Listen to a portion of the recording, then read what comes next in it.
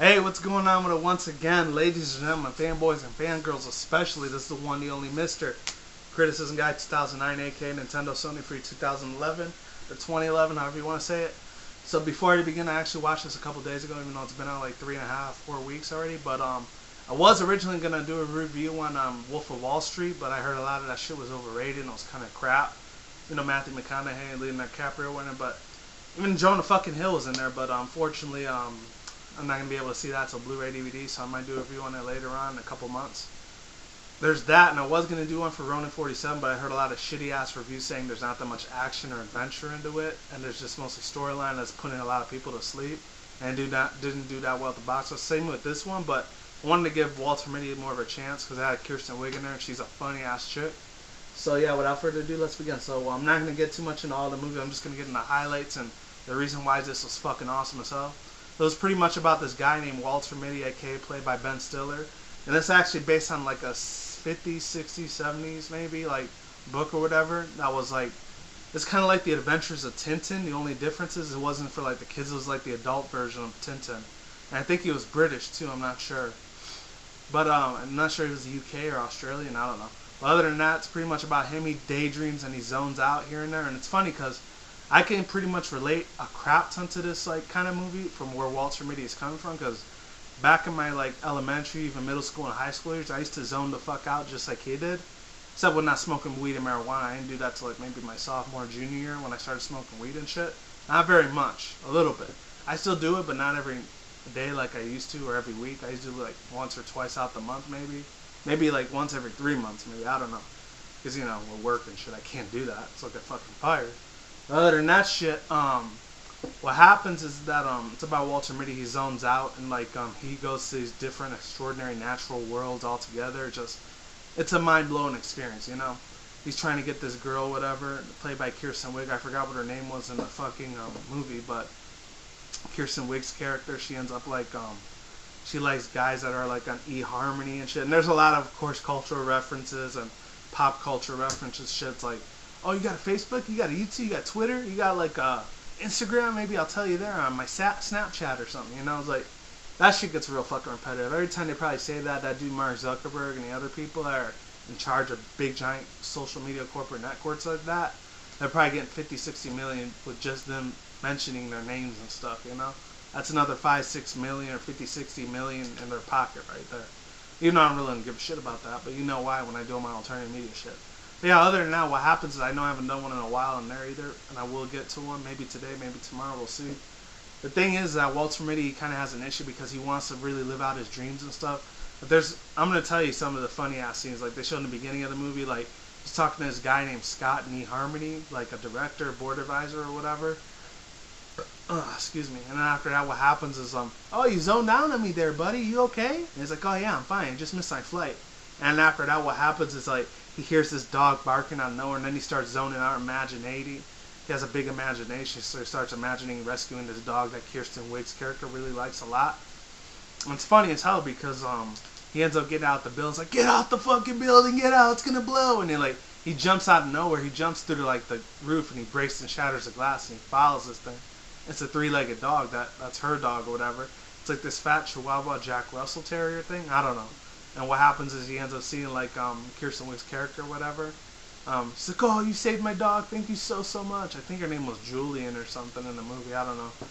And he's like, oh, here you go, you're welcome, you know, like, oh, I really love a guy that saves dogs, this animal lover. He's like, me too, I'm cool, like, we should go out together. And then after that, he ends up turning into the guy's voice, like, hey buddy, are you still there? I'd like to look forward to that. He's like, buddy, you're zoning out on me again, man, what's the deal? The guy from eHarmony that's calling him. He's like, oh, I can't get my winks together or whatever. It's funny as hell. And then there's the other part where he's zoning out. It's kind of like this asshole douchebag. He's kind of got like, if any of you guys know that show Community or The Soup on E, or like on NBC, ABC or whatever, that show Community that has Joel McHale in it.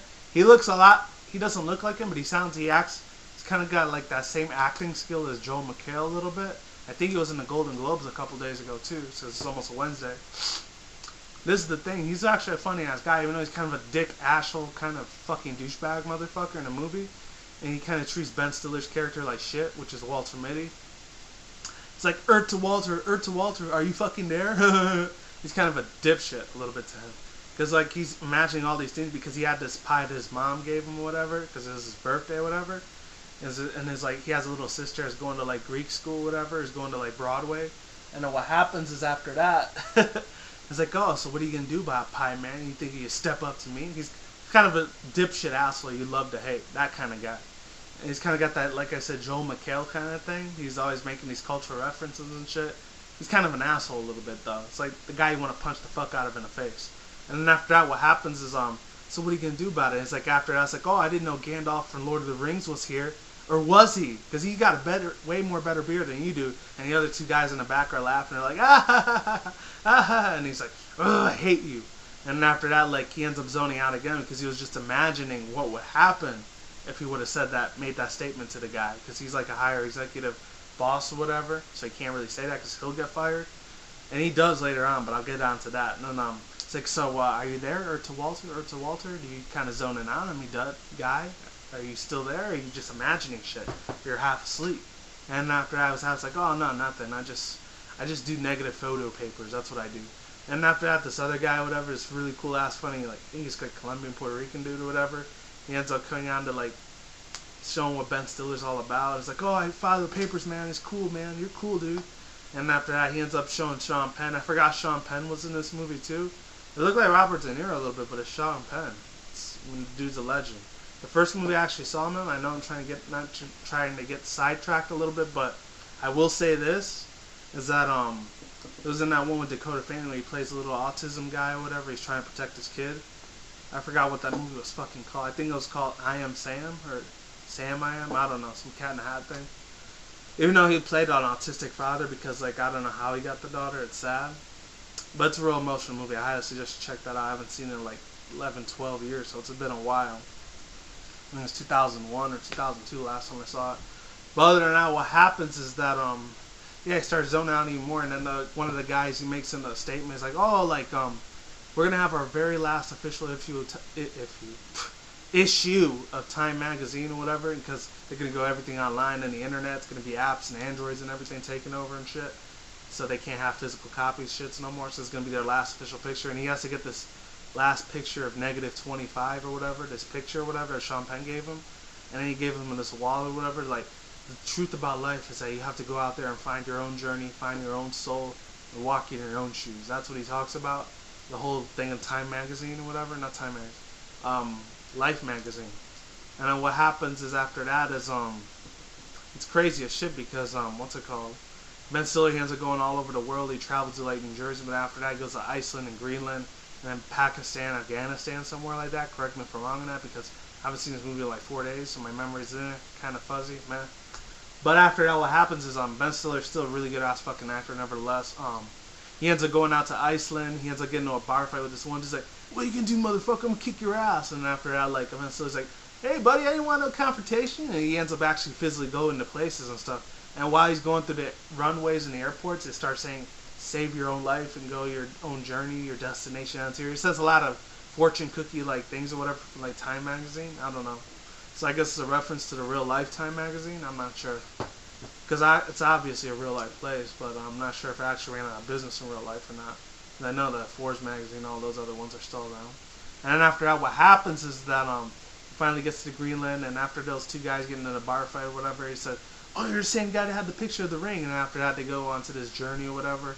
And he jumps out, and then he ends up imagining Kirsten Wiig's character. She's like playing a fucking guitar. Ding, ding, ding, ding. You have to go make it. Earth to groundling, groundling to earth, or something like that. It's kind of like a 50s, 60s like Beatles song or whatever, because it had that same old school vibe. It was way before I was alive, obviously. And then after that, what happens is that it's even crazier shit, because he jumps on the airplane. It's like, oh my god, I jumped on the helicopter, not the airplane. Just the fuck was I saying? And a lot more cooler stuff happens. He jumps into the water, and they all say, oh, it's a dolphin there to protect you, but it's not really a dolphin there protecting him. It's actually a shark that's a big jaw shark, what I'm trying to kill. It's like, oh my god, I'm gonna punch the shark in the face, because he has his briefcase with him. He was supposed to bring radio parts, but he ends up drowning them by accident. He loses the pieces in the sea, in the ocean, in Iceland, or Greenland. And then after that, what happens is fucking amazing. I love the freaking visual effects on here. CGI did well, very well played in this fucking movie. This thing got really underrated. It should have got a Grammy or an Oscar. I'm surprised this shit didn't win any of the Golden Globes either when it happened, really. And then what happens after that, real crazy shit starts happening. Like, he finally gets into the thing, whatever, and they, like, eat cheesecake or whatever, or carrot cake. It's like, oh, it's from Sean. He was cool. Because his name is Sean Connery or something in the movie, but his real name's Sean Penn. It's funny. Because he's trying to look for this guy so he could thank him for all the pictures he got. So he could find negative 25 picture for Time Magazine. And after that, they finally go out and, like, say, he has to run over to take this bike or whatever after they get on they go offshore and they go onto the land or whatever in Greenland instead of Iceland. Or I think Iceland instead of Greenland. And after that, it's like, oh, you gotta hurry and get the last bite because, after that, what happens is, there's all the other guys that don't want to go to the strip club because he's like, they want to see boobies. And he said, yeah, boobies. Like, and then, like, that dude, Ben Stiller, a.k.a. Walter Mitty, he's like, I don't know, what's this? It's like, they're titties, they're boobs. And after that, it's like, you gotta go to the strip club and go do it. And, like, that's the only bite there. And then everyone's all pissed off at Ben Stiller. He's like, oh, he got the last fucking bite. That's the only one that's even on there. And after that, he runs all the way out into, like, the middle of nowhere. And then he's, like, flying or whatever while he's doing, like, riding his bike. And he's imagining Kirsten Wiig's face in the middle of this crow, like, these crows migrating to the south or whatever. And after that, what happens is that, even funnier thing is that, like, he ends up smashing into his pole. It's like, oh no, I gotta start running now because he broke the bike in half, so he has to run on foot. And he goes into this motel, he sees these German, Icelandic kind of white kids or whatever. They have these skateboards, and then they only know Icelandic. It's like, I don't know who this guy is, but, like, we should give it to him. And, like, he gives him a skateboard for this, like, Mr. Stretch Arm thing. And I forgot what the Mr. Stretch Arm thing was for, but I remember there was a scene where the guy that was the dickhead, they're fighting to the Mr. Hulk Stretch Arms or whatever from the 80s or something. It looks like He-Man a little bit, I don't know. And then they're fighting and they do this visual effects and they're riding all over the streets and they're going all over New York City and they're kicking each other's asses. Fucking epic as hell. You gotta see that shit. And after that, what happens is that Walter Mitty, aka played by Ben Stiller, like, he ends up, like, switching the skateboard for, like, for the Mr. Stretch Arms thing that looks like He-Man a little bit. And then he goes into the hotel and then he finds this other dude. I don't know what it is, but this guy. Oh, and I know I always talk to him all the time, so Blaze a movie fan. I know you're watching. Shout out to you, man. You're really awesome. You're amazing. Definitely keep up your videos because you do a lot more better content than me. I'm not going to lie. He kind of looks like his dad a little bit almost, but like, or one of his uncles. I don't know. It kind of looks like him because he's from Iceland too, so that's really fucking awesome. They did it in his country when they did some of the parts of the movie. That was really freaking cool. If you got to see Ben Stiller out there, man, you are really lucky, man. But other than that, what happens is that he's like, oh, you got to get out of here because there's a volcanic eruption. It's an eruption. It's an eruption. He's like, what's erection? What's an erection? It's like, no, eruption. It's like, oh, you mean eruption? Sorry, I translated you there, buddy. And after that, Ben Stiller, he's all running out of nowhere, a.k.a. Walter Mitty. And then he ends up going onto the airplane or whatever. Not the airplane. He ends up using the new skateboard that he traded for the He-Man guy, Stretch Arms. And then he finds these two rocks and he ties them with these, like, things or whatever, these robes or whatever. And he ties these two rocks in the palms of his hands so he could balance the weight when he goes all the way down to the mountains or whatever, so he could get to his car. But his car is locked or whatever once he gets all the way down. And he's always on his journey. He's like, woo, I'm flying in the air. And then he uses these rocks as balance buoyancy things. It's fucking awesome. Fucking goddamn awesome. It was fucking amazing. Beautiful as hell. That scenery out there in Greenland or Iceland, epic as hell. One of the best beautiful countries I've ever seen. Maybe one day if I have like 12, 20,000 something bucks, I would definitely fucking go out there. But until then, it's not going to happen. But other than that, what happens is after that, even crazier shit happens because the volcano erupts. Like, you gotta get in the car right now. The volcanic eruption. It's like, oh, the eruption again. Okay, let's go. And after that, they get caught into the volcanic ash, but they don't die, luckily.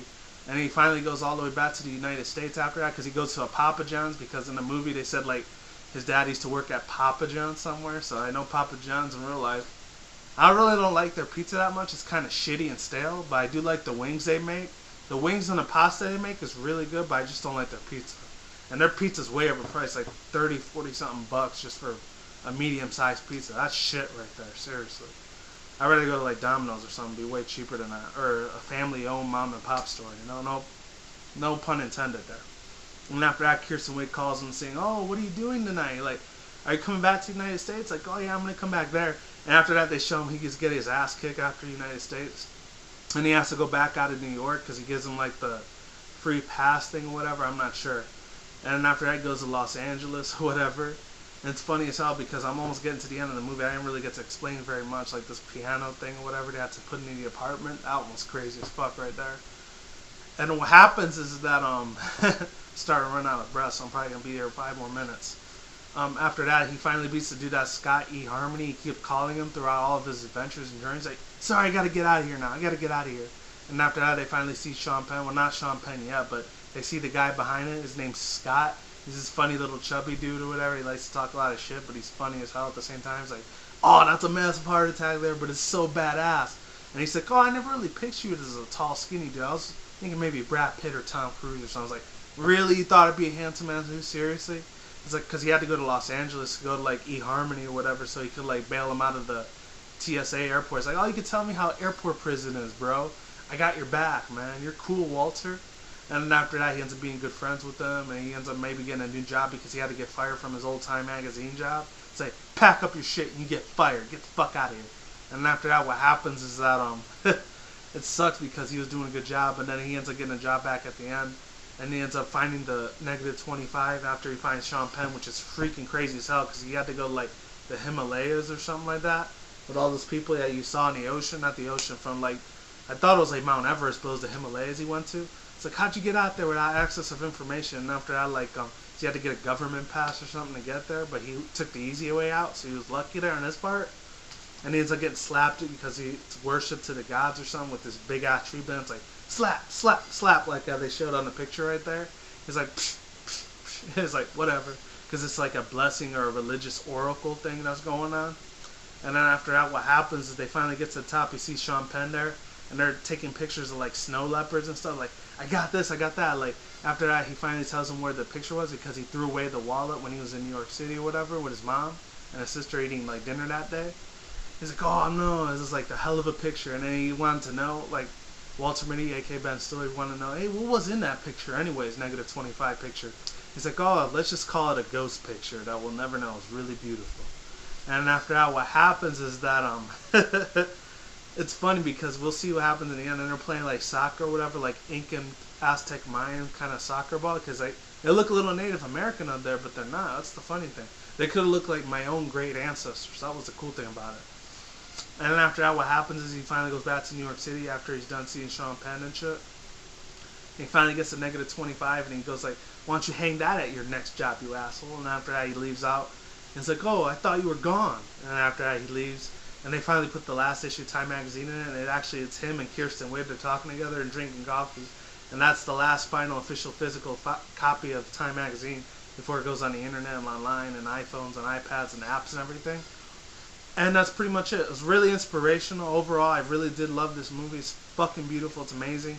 I'm surprised it's got a crappy-ass box rating. Like, I think it's to make $20 or $30 million, even though it's supposed to make $550 million. So it made a lot less of a budget in the movie industry or whatever, in the box offices. I'm not a professional like some people are, like that dude Mr. Film Jack. Shout out to him. And shout out to, even though she's a really big YouTuber already, I think that girl Grace Randolph, she does a lot of the movie budgeting thing when she does her Movie Math special. So I'll put the link down below for those two people as well. They're awesome as fuck people.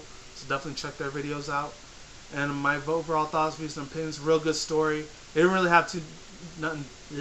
really have nothing much to do with the book, even though I haven't read the book myself. But if I did, I probably would have enjoyed it a lot more because this one was good.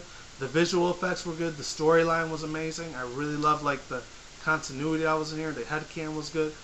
Ben Stiller did another amazing performance. Some people are saying him and Will Ferrell are starting to be like Adam Sandler, but that's probably not going to be another 5-10 more years. They're not blockbusters like Will Smith was. You know, that's different. Even though I grew up with Will Smith stuff, but that's different. And that's pretty much all I had to say. So like I always do say, is what it is, ain't what it ain't. See you when I see you guys. Have a good day. Have a good night wherever you're at around the world. Don't drink, smoke weed at the same time. Don't do anything reckless. Talk to you guys soon. Peace out. Be easy. Goodbye. And I'll talk to you guys later, alright? Be safe. Be chill. And you guys take care. And I'll see you on the next one, okay? Deuces and I'm out. Late. And goodbye.